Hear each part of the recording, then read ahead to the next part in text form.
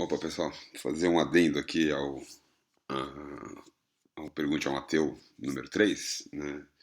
Depois que eu terminei o Hangout, o Antiteísmo Militante Genocida postou aqui uma explicação do que ele estava querendo dizer e tal. Acho que vale a pena dar uma lida, dar uma respondida e vou juntar tudo depois num vídeo final. Então, vamos lá. Ele coloca aqui: Ciclista cético, vou explicar melhor o que eu quis dizer. Se o Deus bíblico é tão poderoso, ele poderia existir mesmo com contradições na nossa maneira de percepção ou em todas as maneiras de percepção que pudessem existir. Essa é a pergunta dele. Primeiro, quando eu falo em contradição, eu estou falando de uma contradição lógica, então ela não está ligada à nossa percepção, mas sim a uma contradição lógica. Se você quiser afirmar que algo pode existir, algo contraditório pode existir, você pode afirmar, mas você vai estar aumentando tanto o seu ônus da prova que, que eu não vejo como pode fazer sentido um argumento que vá por esse lado. Inclusive, a maioria dos apologéticos hoje em dia concordam que contradições não podem existir. Então, eu acho que teoricamente, você poderia afirmar que algo contraditório pode existir, no caso de Deus, por ele ser tão poderoso, ele pode ser inclusive contraditório. Eu tendo a achar que não. Minha, na minha visão, não. Nem mesmo Deus poderia ser contraditório.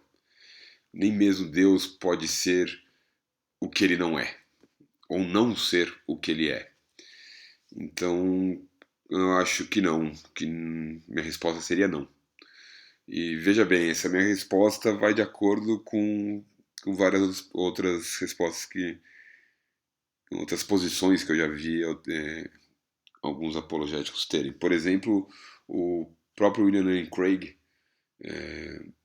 tem um videozinho, depois eu coloco aqui nos comentários, tem um vídeo em que ele afirma justamente isso. Ele restringe a definição de onipotente o que pode ser, o que é logicamente possível. Então, eu não acho que seja tão estranho negar a possibilidade da existência de contradições. Então, não, eu não acho que uma contradição pode existir, nem mesmo no caso de Deus. Para mim, uma contradição continua sendo ônus da prova suficiente para satisfazer o ônus da prova para afirmar que aquilo não existe. Essa era uma das explicações que ele deu, né, que é da pergunta exatamente que ele estava fazendo. Então, com essa explicação, minha resposta diz era sim. Com essa explicação que ele está dando aqui, minha resposta é não. Contradições não podem existir. Que mais? Aí ele faz agora uma explicação da segunda parte, da segunda pergunta que ele fez. Vou ler aqui a explicação dele. Referente às verdades metafísicas, que no caso eu falei que não sabia exatamente do que ele estava se referindo. Chutei que talvez fosse o lógico absoluto, e ele falou que também é o lógico absoluto, além de mais coisas. Né? Então, vamos vamos dar uma olhada aqui no que ele falou. Com verdades metafísicas, eu quis dizer que a ciência não consegue explicações para tais perguntas, além do lógico absoluto, né, que foi o que eu enderecei na minha resposta inicial. Ele bota aqui uma série de perguntas que, segundo ele, a ciência não consegue responder, não consegue explicações.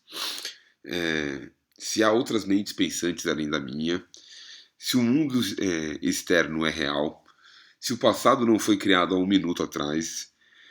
São perguntas que não podem ser provadas pelo método científico, mas nós sabemos, aí coloca entre aspas, a resposta de outra forma. Se o método científico não consegue explicar tais coisas, ele tem competência para explicar o surgimento do universo ou alguma outra coisa com tamanha complexidade? Então, vamos lá. Essas perguntas não podem ser respondidas pelo método científico porque elas são perguntas não falsificáveis. A ciência só trabalha com aquilo que é falsificável. Se não dá para você falsear uma proposição, ela não é científica. Então, todas essas perguntas aqui se enquadram nesse padrão. Eu não tenho como saber jamais se há alguma mente além da minha. Ou seja, se você levantar, né, a possibilidade de que a sua mente é a única, você está automaticamente levantando a possibilidade de que o universo inteiro que você observa e tudo mais está somente na sua cabeça. Que ele não existe na realidade. E aí a segunda pergunta dele, que ele fala se o mundo externo é real, essas duas coisas são a mesma pergunta, porque se não existe outras mentes e eu tenho a aparência, parece para mim que existem outras mentes, significa que tudo isso que está aparecendo para mim, na verdade não é real. E aí a outra pergunta é se o passado não foi criado há um minuto atrás.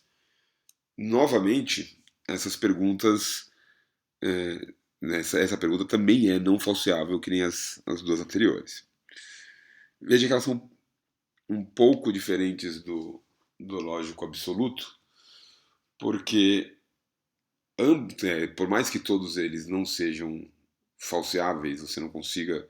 Talvez o lógico absoluto seria possível falsear, né? A partir do momento que você encontrasse algo que não fosse o que ele realmente é. É meio estranho pensar como isso poderia se dar, e é justamente por isso que a gente aceita os lógicos absolutos, mas teoricamente o lógico absoluto é um pouco diferente dessas outras questões, justamente porque ele, a princípio, poderia ser falseado, por mais que a gente não consiga imaginar como que isso se daria, se você conseguisse achar algo que não é o que ele é, ou que é o que não é, você falsearia o lógico absoluto, mas né, vamos lá. Então, o lógico absoluto e essas outras perguntas que ele faz são parecidos por a gente não conseguir evidências para eles, porém são diferentes no ponto em que eles são falseáveis. Aí ele coloca, mas nós sabemos a resposta de outra forma. Ainda bem que ele coloca entre aspas, porque na verdade nós não sabemos, né? A gente não pode afirmar que a gente sabe que existem mais mentes do que a nossa, ou que o mundo externo é real, ou que o passado não foi criado um minuto atrás. A gente pode dizer que a gente tem evidências para acreditar, mas não podemos dizer que a gente sabe. Então, dando o benefício da dúvida, estou levando em consideração que essa aspas que ele botou em sabemos signifique realmente isso. E, na verdade, o que a gente faz aqui, em alguns desses casos, não é nem, na verdade, analisar as evidências para ele, mas simplesmente não ter muita opção a não ser ir com ele. Eu não tenho muita outra opção a não ser achar que existem outras mentes, uma vez que achar que não existem outras mentes significa negar toda a realidade. Ou então, ou até mesmo negar a realidade não faz com que eu não tenha aparência e não observe as coisas como se a realidade existisse realmente. Então você tem essa questão de que você não tem muito outra opção, mas mas um outro motivo que a gente tem para acreditar que essas não são a questão das coisas, não é como as coisas se dão, são as evidências e principalmente nesses casos aqui a navalha de Ockham.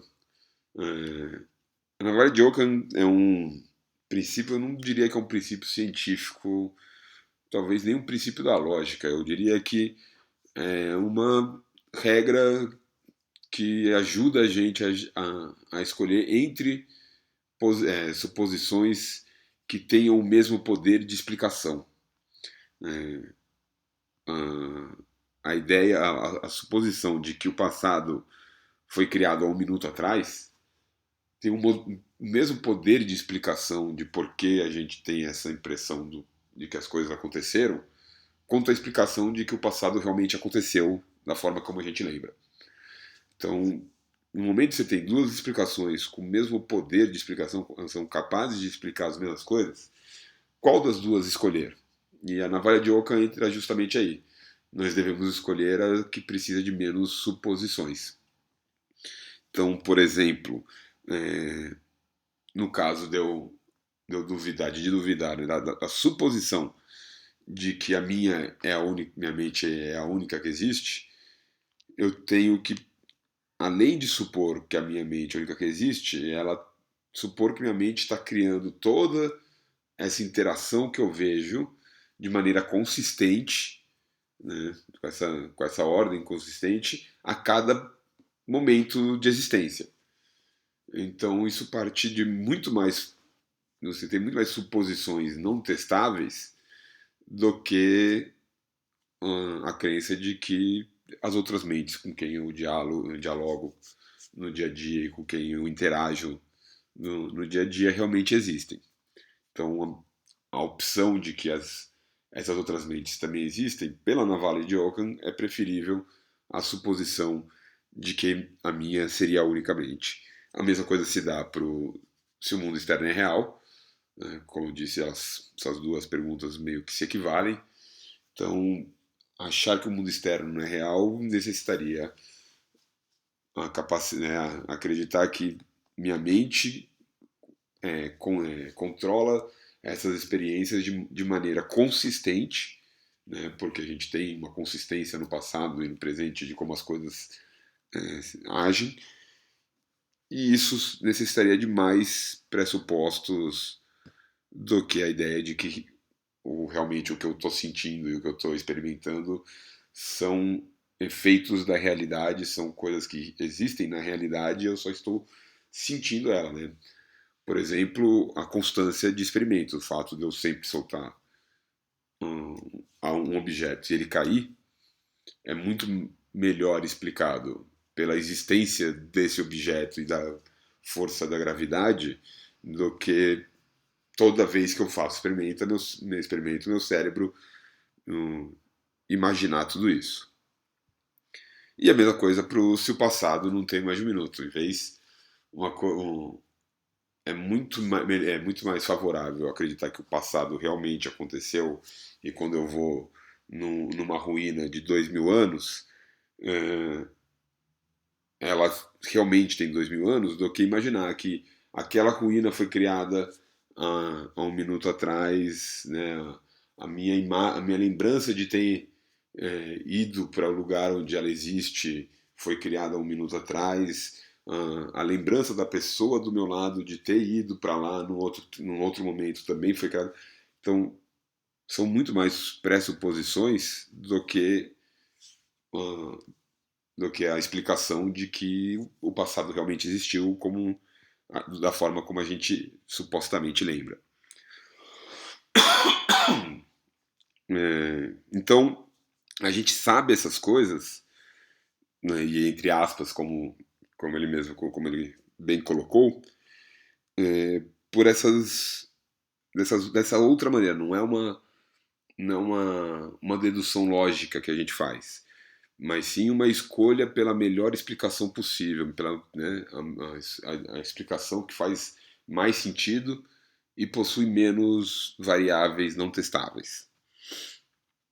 Aí ele pergunta: se o método científico não consegue explicar tais coisas, ele tem competência para explicar o surgimento do universo ou alguma outra coisa com tamanha complexidade?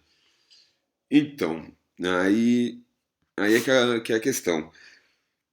Se a gente partir do princípio de que a explicação para o surgimento do universo é falseável, a explicação é uma explicação falseável, então sim, a ciência tem total competência para conseguir chegar nessa explicação. Se a gente partir do princípio de que essa explicação não é falseável, Então, claramente não. Afinal de contas, a ciência não trabalha com princípios não falseáveis. A única forma que a gente tem de descobrir é tentando. Enquanto a gente não tiver nenhuma explicação, nenhuma teoria plausível para isso, não tem por que imaginar que que a explicação vai ser falseável ou não vai ser falseável. Mas uma coisa é certa, a gente só vai conseguir saber cientificamente qual foi a origem do universo se conseguirmos criar uma teoria falseável para esse evento. Sem isso, a gente não vai conseguir ter uma explicação científica. Veja que essa questão da falseabilidade ela é extremamente importante, não só para a física, mas epistemologicamente falando, para a construção do nosso conhecimento. Afinal de contas, se você pode sair professando e afirmando uma infinidade de coisas não falseáveis, e se a gente não levar em consideração a falseabilidade de uma afirmação na hora de decidir se acredita nela ou não, a gente vai acabar acreditando em um monte de asneira. Porque tem tanta coisa que você pode criar que é não falseável, né? Rapidamente aqui eu posso pensar em umas 20 coisas, de que, por exemplo, eu tenho um amigo imaginário aqui do meu lado, que você não consegue encostar, não consegue cheirar, não consegue sentir, só eu consigo me comunicar com ele telepaticamente através de ondas não detectáveis por nenhum aparelho. Certo? É ridículo você acreditar em algo desse tipo. Obviamente, para o teísta, a falseabilidade não é algo muito importante. Mas o engraçado que eu costumo colocar é como eles reservam esse tipo de coisa exclusivamente para a questão do Deus, né? Eles não usam os mesmos padrões que eles usam para analisar qualquer outra coisa, eles não usam o mesmo padrão para Deus. Eles reservam um padrão específico, a famosa falácia da alegação especial, mas Deus não pode ser medido pelos padrões com que medimos tudo. E pior do que isso, na verdade, a afirmação de que Deus existe também não pode ser medida pelo padrão com o qual validamos todas as outras afirmações. Porque não é só o Deus não pode ser medido, mas a afirmação de que ele existe não pode ser avaliada da mesma forma que a gente avalia todas as outras afirmações. Obviamente eles precisam dizer isso porque a forma com que a gente avalia as outras afirmações não leva à conclusão de que faz sentido acreditar em Deus. Por isso a ideia de fé, né? Mas aqui eu já estou divagando. Então, vou encerrar. Eu acho que é isso. Acho que essa explicação talvez fique melhor para o ateísmo. Gostaria que ele desse uma olhada e respondesse se era isso mesmo que ele estava perguntando e se a resposta satisfez ele. Valeu, anti-ateísmo. Talvez valha a pena um debatezinho aí sobre essa questão de contradições poderem ser verdade ou não. Mas se você quiser discutir mais o assunto, estou disposto. É isso aí. Valeu, abraço, tchau, tchau.